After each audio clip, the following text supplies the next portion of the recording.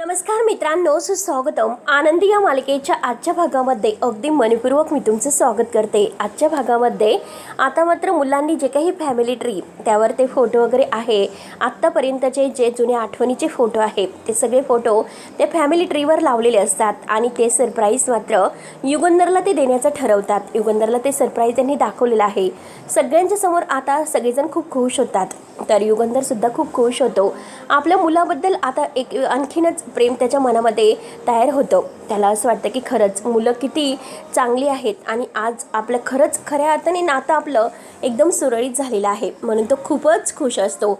आणि जे सरप्राईज मुलांनी त्याला दिलेलं आहे बघून त्याला इतकं आवडतं आणि तो मुलांना लगेच म्हणतो की या ना मुलांनो, या माझ्या जवळ या. आणि त्याच वेळेस आता पृथ्वी मितालीला म्हणतो की मिताली, आता जे काही त्यांचं प्लॅनिंग ठरलेलं आहे त्या प्लॅनिंगनुसार मात्र आता मिताली लगेच खालून रॉकेलचा ड्रम घेते आणि त्यावर सगळं रॉकेल ओतून देते. तेव्हा आनंदीला अजूनपर्यंत कळालेलं नाही, परंतु युगंधरला आता हे सगळं काही बघून खूप मोठा धक्का बसतो. माई, बापू, शिल्पा या सगळ्यांना सुद्धा आता फक्त विद्याधरला हे कटकारस्थान माहिती असतं. तेव्हा आता युगंधर जोरात ओरडतो की काय करालीस तू. तेव्हा शिल्पा सुद्धा आणि माई सुद्धा म्हणतात की अगं मिताली, काय हे सर्व काय सुरू आहे तुझं. तेव्हा मिताली ऐकत नसते. त्यावर आता सगळा तो रॉकेलचा ड्रम आहे तर तो ओतून देते. आई जेव्हा म्हणतात की अगं मिताली, तू त्यावर रॉकेल का ओततेस, तेव्हा आनंदीला समजतं की आता हे सर्व काय सुरू आहे. आनंदीला सुद्धा आता हे सर्व ऐकून धक्का बसतो आणि युगंधरला तर फारच मोठा, आता मुलं असं का वागत आहे. युगंधरच्या पायाखालची जमीन सरकते. तेव्हा प्रांजल लगेच आता ह्या पृथ्वीच्या हातामध्ये काडीची विटी आहे तर ती फेकतो. आता मात्र सगळेजण पूर्णपणे शॉक होऊन बघत आहे, नक्की मुलांचं काय सुरू आहे. सगळ्यांना एक प्रकारचा खूप मोठा धक्काच बसलेला असतो. तेवढ्यात मात्र आता युगंधर थांब असं म्हणतो, पण तरी सुद्धा हा पृथ्वी ऐकायला तयार नसतो. शेवटी तो काडी ओढतो आणि तेव्हा आनंदी खूप घाबरते. आनंदी म्हणते की माचीस ओढण्याचा आवाज नक्की काय झालेला आहे, नक्की आता आगीचा आवाज काय येतो, असं का होत असेल. म्हणून मात्र आता सगळ्यांना फार एक प्रकारचा धक्का बसतो आणि पृथ्वीने शेवटी आता काडीची पेटी ओढून ती काडी मात्र त्या फॅमिली ट्रीवर टाकून फॅमिली ट्री फेटून दिलेली आहे. आणि आता सगळेजण मात्र पूर्णपणे शॉक झालेले आहेत की मुलं असं का बघत असतील, नक्की काय झालं असेल मुलांना. तेव्हा युगंधरला तर खूप मोठा धक्काच बसलेला असतो. युगंधर पाहत असतो आणि त्याला आता खूपच राग येतो, परंतु विद्याधर मात्र आता खूप खुश होऊन हसत असतो. आनंदी पूर्ण घाबरून जाते की नक्की काय झालं असेल, काय जळण्याचा आवाज येत असेल, नक्की काहीतरी जळत आहे वाटतं. तेव्हा ती फॅमिली ट्री पूर्णपणे जळून जात असते. सगळेजण मात्र आता निंबाळकरांच्या घरामध्ये एक खूप मोठा धक्काच बसलेला असतो. सगळेजण आता इतके शॉक झालेले आहेत आणि आता मुलांनी हे असं का केलं युगंधरला काहीच कळत नसतं. युगंधर आता बघत असतो, त्याला आता अगदी म्हणजे नक्की काय झालं हेच तो विचार करतोय आणि आनंदीला तर खूप मोठा धक्काच बसतो. आनंदी म्हणते की नक्की काय झालं असेल आणि म्हणजे मुलं असं का बघत असतील, नक्की काय पेटून दिलं असेल. युगंधर सारखा त्या आगीकडे बघत असतो. त्यामध्ये सगळ्या आठवणी जळत असतात. आठवणींचे जे काही भूतकाळातील हे फोटो आहे समिताचे, मुलांच्या, सगळ्या मात्र मुलांनी आज जाळून टाकलेले असतात. त्या पण एका फॅमिली ट्री बरोबर. आता हे एक शॉक बसल्यासारखं मात्र घडत आहे. माई, बापू यांना सुद्धा आता खूप रागच येतो, मुलं असं का वागतात. युगंधर म्हणतो की अरे तुम्ही फॅमिली ट्री का जाळून टाकली, अरे विझवा त्याला, काय झालं. तेव्हा शिल्पा सुद्धा म्हणते की हो ना, आग विझवा. माई सुद्धा जोरात ओरडतं की अरे मुलांनो, अरे विझवा ना, हे सर्व काय सुरू आहे. शिल्पा जोरातच ओरडते की अरे पृथ्वी काय झालं, कशासाठी हे सर्व करतोस तू. पृथ्वी, प्रांजल, मिताली रागानेच बघत आहे. ते आता मात्र खूपच एक धक्कादायक घटना घडलेली आहे आणि सगळेजण पूर्ण शॉक झालेले आहेत की मुलं असं का वागतात. आणि तेवढ्यात मात्र आता रागाने बघत असता मात्र मिताली आता टाळ्या वाजवायला सुरुवात करते आणि जोरजोराने टाळ्या वाजवत म्हणते की वा वा मिस्टर निंबाळकर, वा, तुम्हाला अवॉर्ड मिळालं ना, खरंच तुमचं मनापासून खूप खूप अभिनंदन. आणि आता एक सेलिब्रेशन आपण सुद्धा करूयात आणि एक पुरस्कार मात्र आमच्याकडून सुद्धा. तेव्हा लगेच आता प्रांजल पुढे येतो कॉंग्रॅच्युलेशन्स म्हणत, आणि हा पुरस्कार आमच्याकडून सुद्धा की तुम्ही एक बाप म्हणून फेल झाल्याबद्दल. तेव्हा आता आनंदीला खूप मोठा धक्का बसतो की मुलांना नक्की काय झालं, मुलं का अशी वागतात. युगंधर सुद्धा विचार करतो की मुलांना काय झालेलं आहे, ते असं का करत असतील. आज मात्र आता इतके चांगले वागत असताना अचानक यांना काय झालं, कुणाला काहीच कळत नसतं की नक्की ह्या मुलांच्या मनात आहे तरी काय. आणि हे सगळं आता विद्याधरने केलेलं असतं. त्यानंतर आता पृथ्वी राहिलेला असतो. पृथ्वी आता पुढे येतो आणि तो म्हणतो की आम्हाला गाफील ठेवल्याबद्दल आणि नीचपणाचा कळस गाठून आनंदी बरोबर लग्न केल्याबद्दल तेव्हा युगंधर हे ऐकून आता त्यांना धक्का बसलेला असतो, आनंदीला आणि युगंधरला सुद्धा. युगंधर म्हणतो की अरे काय बोलतात तुम्ही. आणि आता पृथ्वी, प्रांजली तिघेही एकत्र येऊन मात्र रागाने बघत असतात.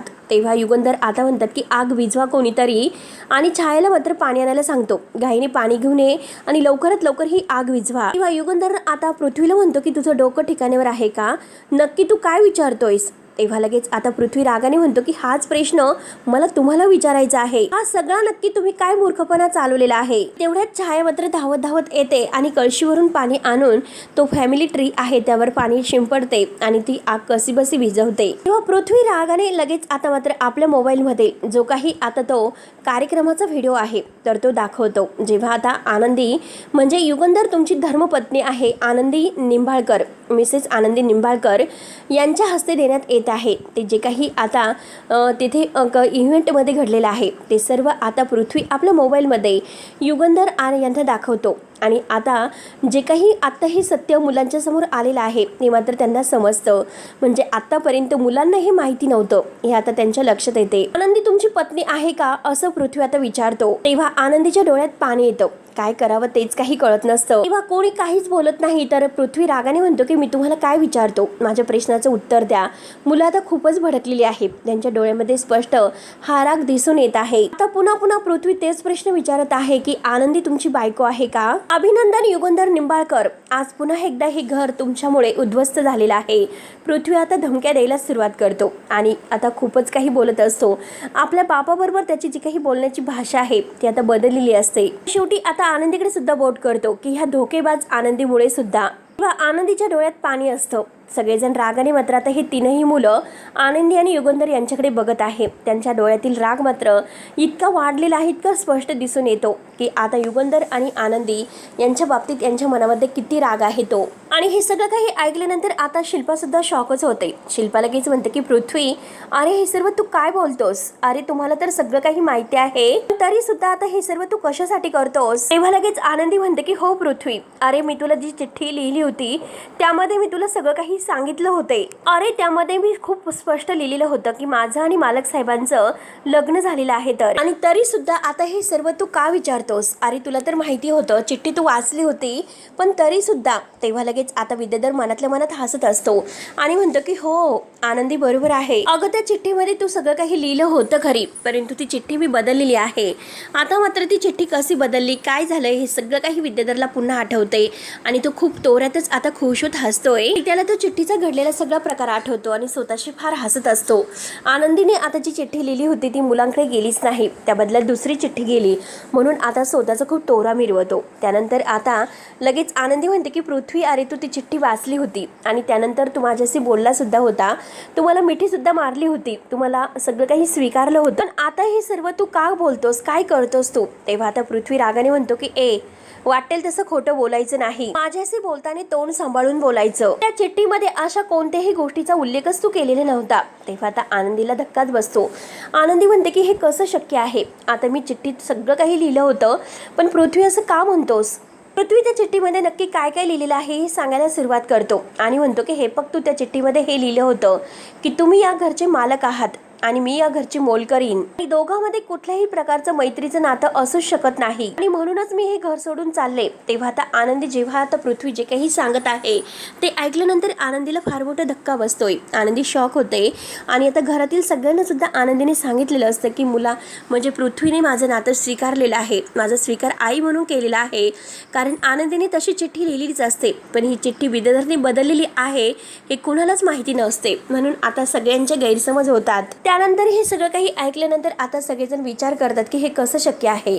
तर पृथ्वी आता पुढे म्हणतो की आता जे काही मी ती चिठ्ठी वाचली आणि त्यानंतर मी तुला असं उत्तर दिलं होतं की तू या घरातील सदस्य आहे म्हणून तू हे घर आणि हे काम सोडून प्लीज जाऊ नकोस, पण तू मिस्टर निंबाळकरांशी लग्न केलेलं आहे असं त्या चिठ्ठीमध्ये काहीही केलेलं नव्हतं, लिहिलेलंच नव्हतं, असा उल्लेखच कुठे नव्हता.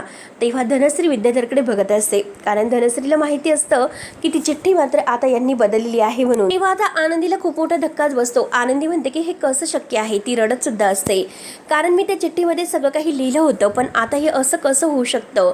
म्हणून आता सगळेजण धक्क्याने बघत असतात आणि तेवढ्यात मिताली खूप जोरातच ओरडते, बास बास कर तुझी नाटकं. अगं बास कर आनंदी, अजून किती तू खोटं आमच्याशी बोलणार आहे. जे सत्य आहे तर ते आमच्यासमोर आलेला आहे. तो काही तो अवॉर्ड फंक्शनचा व्हिडिओ आहे तर तो आम्ही तिघांनी सुद्धा बघितलेला आहे. त्यामुळे हे चिठ्ठी बिट्टीचं नाटक आहे तर ते आमच्यासमोर तू करायचं नाही, बस आता. तेव्हा मात्र आता पृथ्वी म्हणतो की हे बघ आत्या, माई आणि बापू, आम्हाला माफ करा.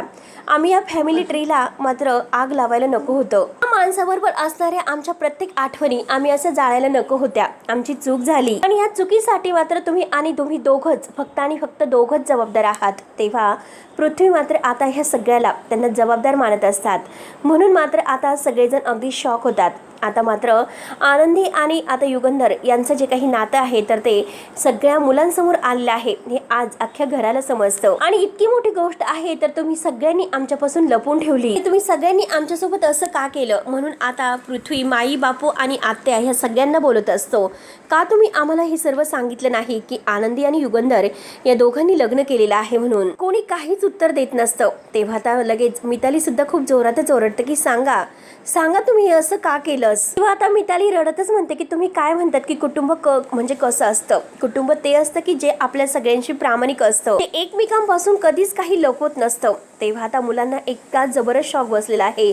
मुलं आता रडतच हे सर्व आता म्हणत आहे. तेव्हा आनंदीला सुद्धा खूप अगदी ढसढस रडायला येतं. आनंदी सुद्धा आता खूप रडत आहे आणि युगंधरला आता तर पूर्णपणे धक्काच बसलेला असतो, कारण आज निंबाळकर घराण्यामध्ये जे काही घडत आहे ते परिस्थिती ते बघून, कारण इतक्या दिवसांनी मात्र आता मुलं कसे आपल्या वडिलांच्या छत्रछायेखाली आलेले होते, पण आज तो सुद्धा जो काही आता हा मुलांचा आणि आता ह्या युगंधर निंबाळकरचा जो एक मायेचा स्पर्श होता तो दूर गेलेला असतो.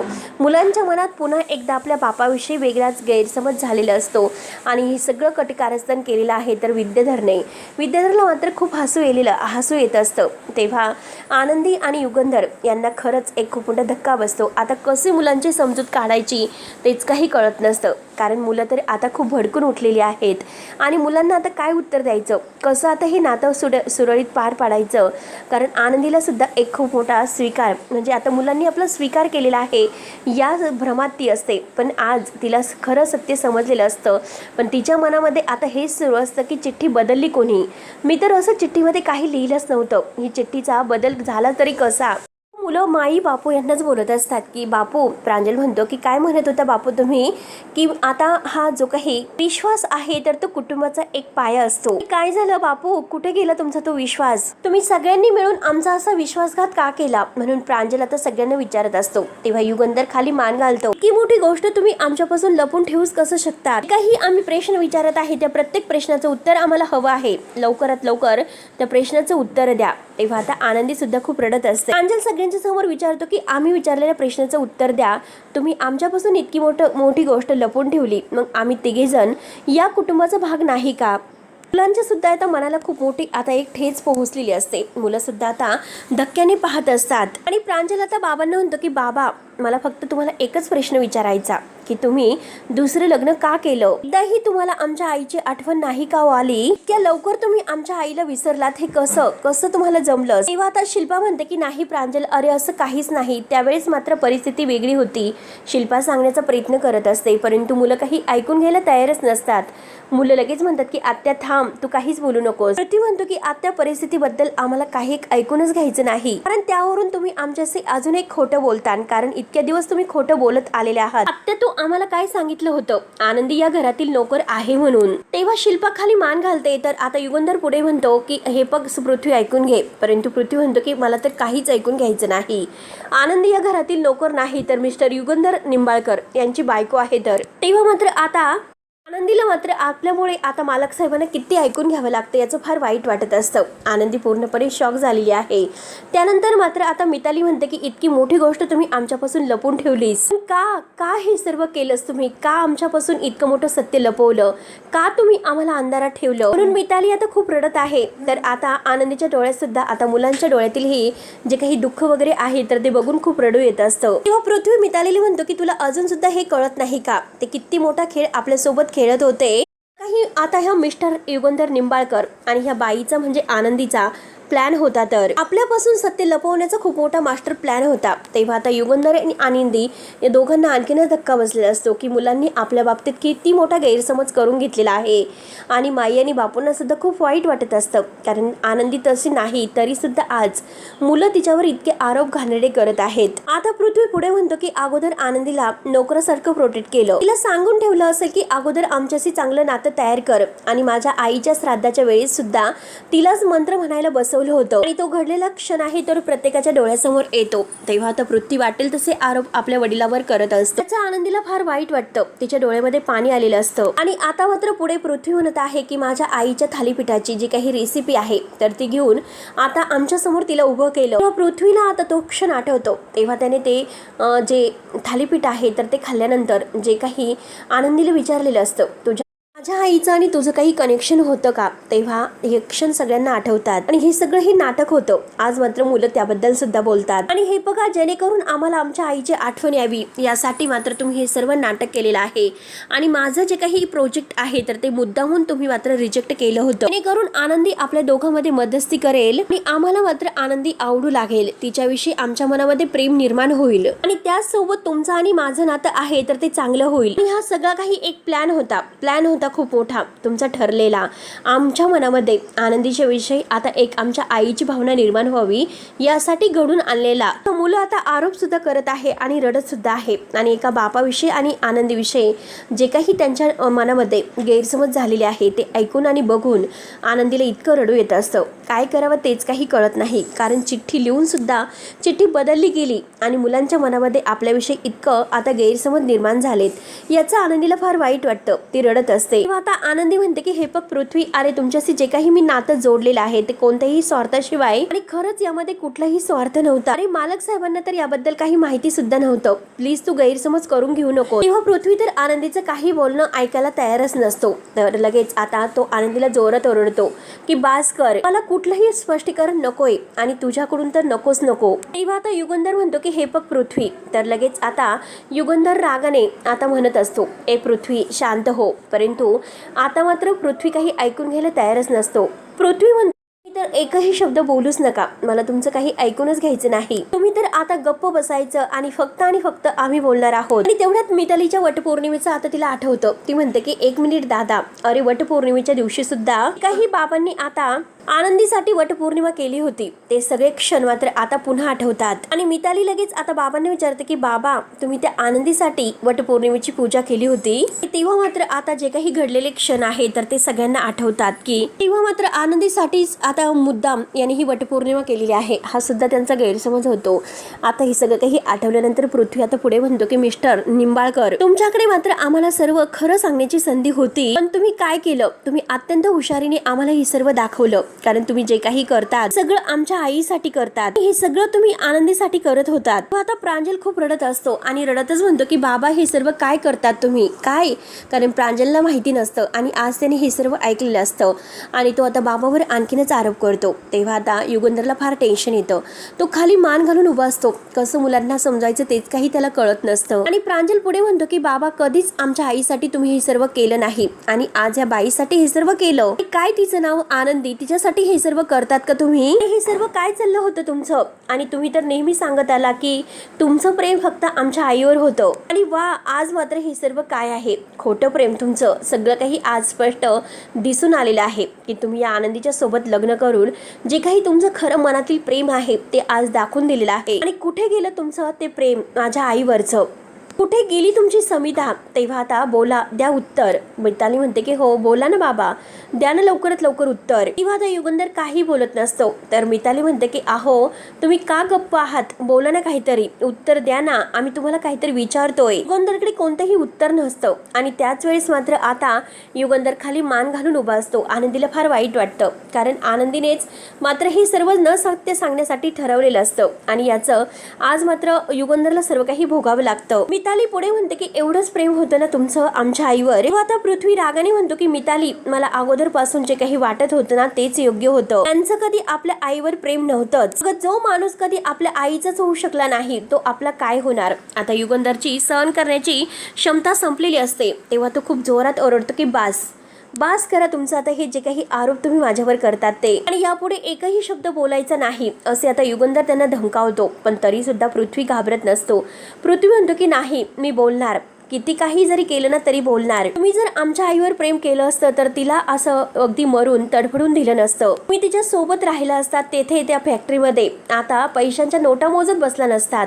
जर आमच्या आईवर खरं प्रेम केलं असतं तर ती आज आम्हाला सोडून गेली नसती. युगंधरचं समितावर किती प्रेम होतं, पण तरी सुद्धा आज जे काही मुलं आहे ते आज असले आरोप करतात. याचा आता त्याला खरंच खूप राग येतो. आणि पृथ्वी पुढे म्हणतो की सत्य हेच आहे की तुमचं आमच्या आईवर कधीही प्रेम नव्हतंच. तुम्ही फक्त तिच्यासोबत आता लग्न केलं होतं, तिला कधी प्रेम दिलंच नाही. तेव्हा आता युगंधरला काय उत्तर द्यावं तेच काही कळत नसतं. शेवटी आता आनंदीला याचं फार वाईट वाटतं, कारण तिच्यामुळे आज युगंधरला खूप काही सहन करावं लागतं. त्याच वेळेस जर मुलांना हे सत्य सांगून दिले असते तर आज ही परिस्थिती निर्माण झाली नसती.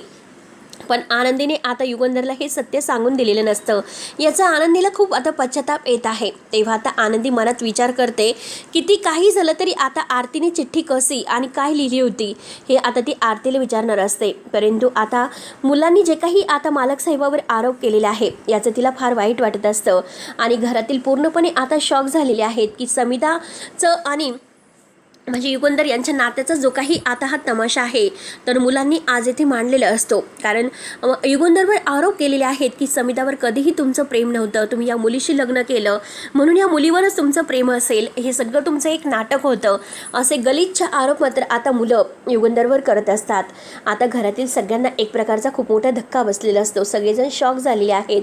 युगंधरला आता काय उत्तर द्यावं तेच काही कळत नसतं. आणि शेवटी आता युगंधर शांत असतो. आनंदीच्या डोळ्यात पाणी असतं, ती रडत असते. तर आता मित्रांनो शेवटी हा भाग येथे संपतो. परंतु आता पुढील भागामध्ये आता शिल्पाला काही बोलण्याचा चान्स मिळालेलाच असतो. शिल्पा लगेच आता आनंदीवरच आरोप करत असते आणि आता वर नाक करून युगंधरला म्हणते की युगंधर तुम्हाला नेहमी सांगत होता की तू हिला समजून घे म्हणून, आता तर मी हिला कधी समजून घेणारच नाही. म्हणून आता सगळेजण आनंदीवरच आरोप करत आहे.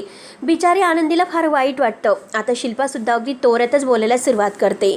आणि आता राहिली सायली ती धनश्री आहे, ती सुद्धा मात्र आता आनंदीवर आरोप करत असते की स्वतःच्या एका चुकीमुळे स्वतःच्या मुलांच्या नजरेमध्ये आज हिच्यामुळे भाऊजी स्वतःच्या मुलांच्या नजरेमध्ये गुन्हेगार ठरलेले आहेत. तेव्हा मात्र बिचारी आनंदी आता तिला वाईट वाटतं. ती सर्व काही तरी सहन करून घेते. युगंधर सुद्धा काही बोलत नाही. त्यानंतर आनंदी दुसऱ्या दिवशी किचनमध्ये असते आणि हा विद्याधर तिच्या अंगावर जी काही ती फॅमिली ट्रीची राख आहे तर ती राख फेकतो आणि म्हणतो की हे बघ अगं, आणि तिला हॅपी होली असं म्हणतो आणि म्हणतो की हे बघ, त्या फॅमिली ट्रीची आता राख केलेली आहे ना जाळून, असं तुमचं अस्तित्व आहे ना तुझं आनंदी या घरावर असणारं, ते सगळं मी काढून टाकणार आहे आणि तुला घराच्या बाहेर काढणार आहे. तेव्हा आता म्हणजे आनंदीला हे सर्व माहिती होतं की हे सगळं विद्याधरचा प्लॅन आहे. तेव्हा विद्याधर तिला जे काही बोलून जातो तेव्हा आनंदी आता मनात म्हणते, तुम्ही आज या घराची होळी केली, मी सुद्धा आता याच राखेतून निंबाळकरांच्या घराला पुन्हा सोन्यासारखं उभं करून दाखवेल. आणि हा शब्द आहे या आनंदीचा तुम्हाला. म्हणून मात्र आता आनंदीने ठरवलेलं असतं. तेव्हा मित्रांनो आता विद्याधर आणखीन काही खोडे घालून शेवटी आनंदी आणि आता युगंधर यांच्यामध्ये डिव्होर्स निर्माण करण्याचा जो काही मुलांच्या मनामध्ये प्रयत्न करणार आहे तर त्याला अगदी फेटाळून आनंदी कसं लावणार आहे. आणि शेवटी विद्याधरला त्याच्या पापाची शिक्षा तर मिळणार आहे, परंतु मुलांच्या मनामध्ये आता एक अशी नवीन जागा निर्माण करून आनंदी मात्र सगळं काही व्यवस्थित करणार आहे. तेव्हा मित्रांनो आता पुढे नक्की काय होतं हे बघायला विसरू नका. तोपर्यंत धन्यवाद.